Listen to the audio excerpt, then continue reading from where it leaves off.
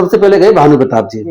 भानु प्रताप जी वहां गए, जाने के बाद में उन्होंने 5 मिनट स्पीच दी, आरएसएस की बुराई करनी शुरू की, बीजेपी की बुराई करनी शुरू की, सरकार को घेरने की शुरू करी। उनको जैसे ही वहां पे कह दिया भाई आप जो अपने भाषण को खत्म कर दीजिए, समय पूरा हो गया, समय पूरा हो चुका है आपका। उसके बाद में चाह रहे वो बोलते रहे, उनका में अपमान हुआ है, उनका में अपमान हुआ है। इस्तीफा होने की संभावना मुझे तो बहुत कम है भाई, कोई भारतीय जनता पार्टी की सरकार जिस तरीके से बिहेव कर रही है पिछले 12 साल से, मुझे लगता नहीं कि इस्तीफा हो सकता हो जाए, लेकिन मुझे लगता नहीं कि इस्तीफा इसमें होगा। देखिए ऐसा है कि जो आंदोलन है, मैं इसको ऐसे देख रहा हूं कि इसमें एक तो भीड़ ज्यादा जुट नहीं रही है। जब तक भीड़ ज्यादा जुटेगी नहीं तब तक सरकार के काम पे जुड़े रहेंगे, दबाव नहीं बनेगा, दबाव कभी बन ही नहीं सकता। लोकतंत्र में जब सरकार बहुमत से जीतती है तो बहुमत के लोग होंगे, ज्यादा लोग होंगे, तभी सरकार पर दबाव भी पड़ेगा। लेकिन इस आंदोलन में देख रहा हूँ 20 तारीख से 6 तारीख के आंदोलन में देखा 1000, 2000, 3000, 4000 की मैक्सिमम भीड़ है तो होती है, उससे ज्यादा नहीं होती।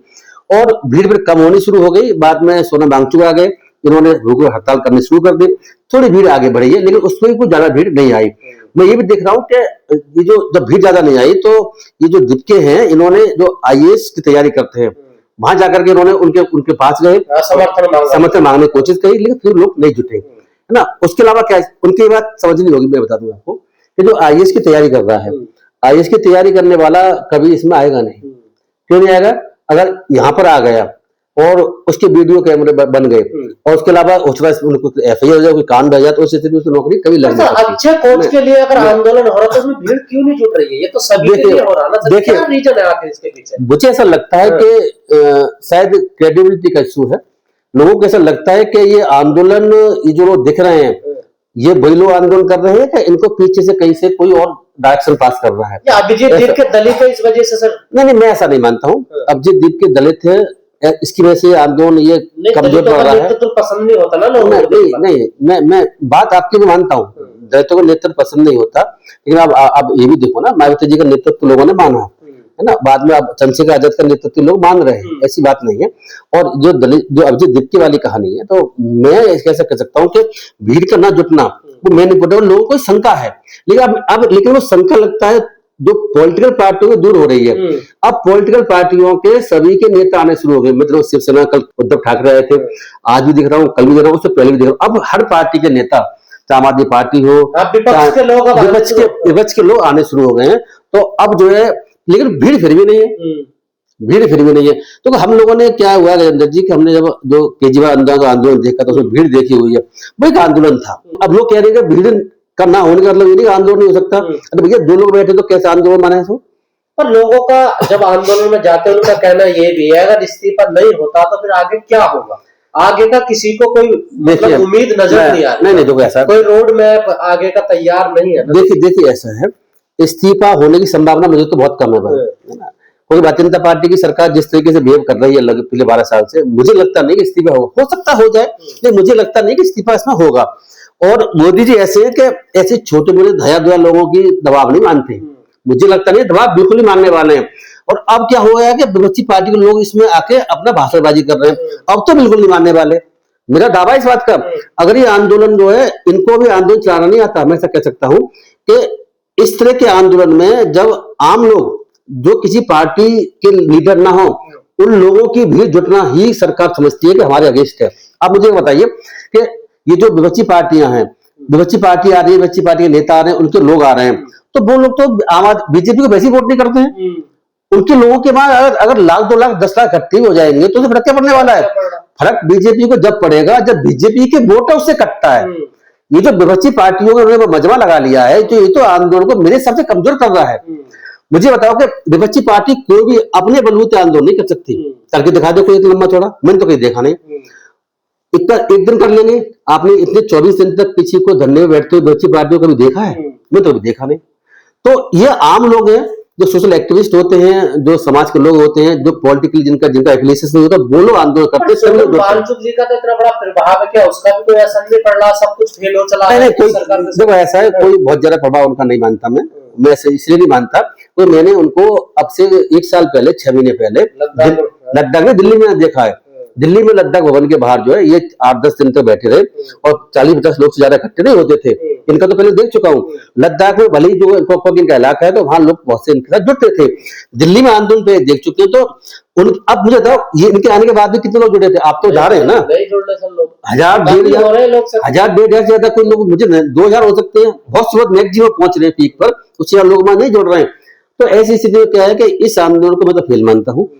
फेल इसलिए मानता हूँ क्योंकि आपने ये तो बात मानते हो कॉज अच्छा है, लेकिन कॉज के पीछे लोग कौन है, उनकी आइडियोलॉजी क्या है, और वो लोग ऐसा तो नहीं कि किसी और के द्वारा संचालित हो रहे हो। तो इनकी जो अथॉरिटी है, इनकी जो ये इंडिपेंडेंट है कि किसी और के संचालित हो रहे, इसकी प्रॉब्लम आ गई है, इसी लोग नहीं जुड़ रहे हैं। और बाद में एक बात बता दें कि इसमें अभिजीत दीप्ति और बाकी इनके 3-4 जो और जो प्रवक्ता हैं, वो तो बहुत आला बैठे नहीं। सोनम वांगचुक बैठे, सोनम वांगचुक अभी तक जो है सीजेपी के मेंबर नहीं, सीजेपी का आंदोलन है। और जो एक बात मुझे और चिंता की बात ये है कि जो लोग और जो लोग हैं संगठन है, स्टूडेंट, वो बहुत सारे बैठे हुए हैं, उनको लोग जरा दिखा भी नहीं रहे हैं। पूरा आंदोलन इनकी तरफ चल रहा है, वो मंच पे भी नहीं जा रहे हैं, उनको मंच पे जाने, मंच पे उनको जाने नहीं दिया जा रहा। मेरी जो है कई लोगों से बात हुई है, उनसे भी बात मैंने किसी से करवाई है, तो उनका कहना यह था कि भाई हमारा वो वैसे इनके खिलाफ बोल नहीं रहे हैं, वो कह रहे हम आंदोलन एक ही है। ये आंदोलन एक कैसे हो सकता है जब आपको मंच पे नहीं जाने दिया जाए, आपको मंच शेयर ना करने दिया जाए। जब पहले मंच शेयर कर रहे थे, अब मंच शेयर करने में कौन सी आपत आ गई? तो मंच जब वो लोग उनका तो सोनम वांगचुक जब से तो बिल्कुल अलग ही हो गया ना। मैं वही बता रहा हूँ, 2-3 चीज बता रहा हूँ आपको। एक तो जो और बच्चे बैठे हुए हैं, स्टूडेंट बैठे हुए हैं, और लोग बैठे हुए हैं जो कि किसी संगठन का पार्ट भी है, और कुछ इंडिविजुअल लोग भी कर रहे हैं जिनको जानता नहीं। तो असली आंदोलन उनका है। मैं इसीलिए कह रहा हूं असली भूगताल उनकी है, जो पहले भूगताल के आदि नहीं है। ये तो सोनम वांगचुक तो पहले कई बार कर चुके हैं, इनका तो रिकॉर्ड है पहले से, तो इनके भूगताल करने से फर्क नहीं पड़ता।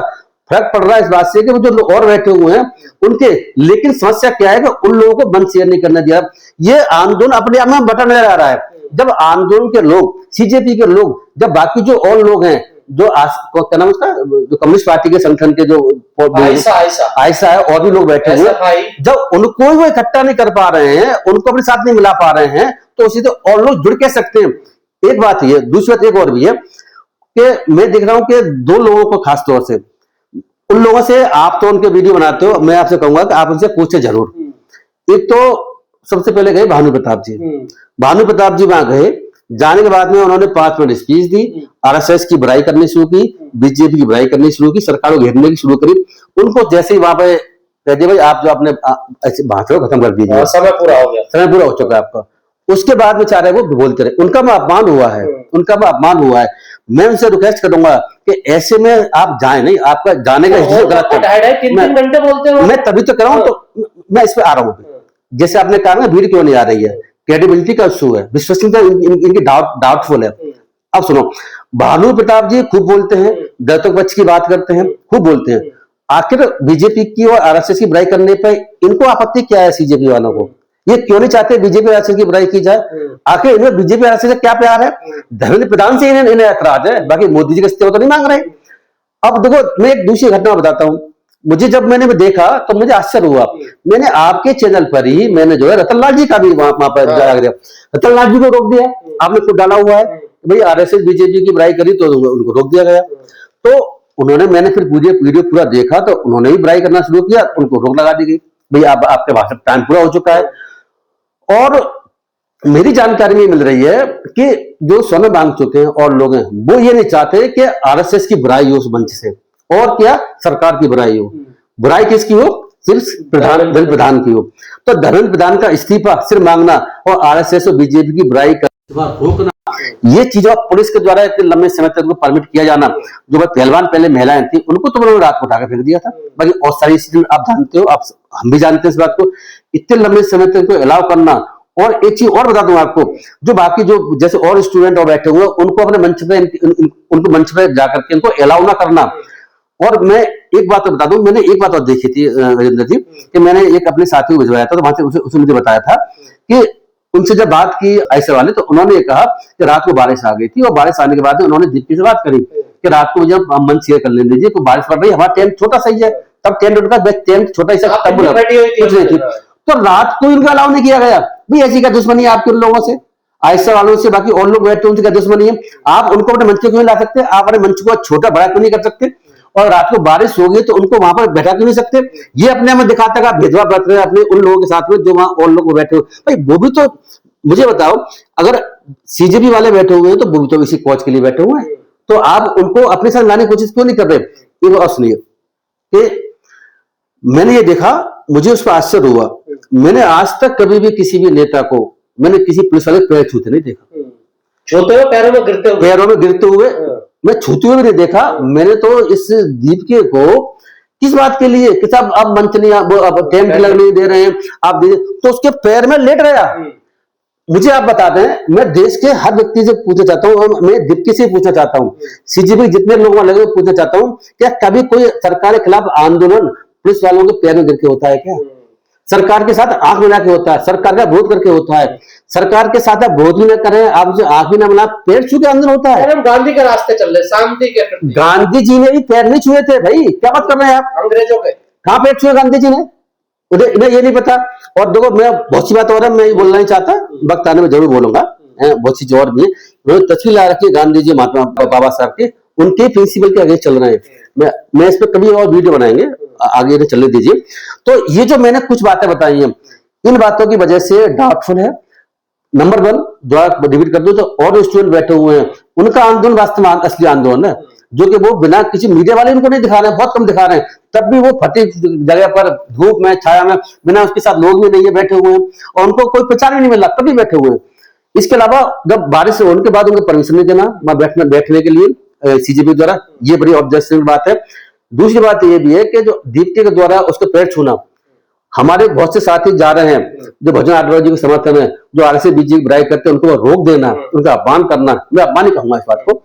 अगली बात ये भी है कि इस दीप्ति के द्वारा उनके पुलिस वालों को पैर छूना, आरएसएस बीजेपी बुराई करने से रोकना, ये दिखाता है कि इस आंदोलन जो ना जो हम देख रहे हैं वो आंदोलन, इसके पीछे कोई और चीज काम कर रही है।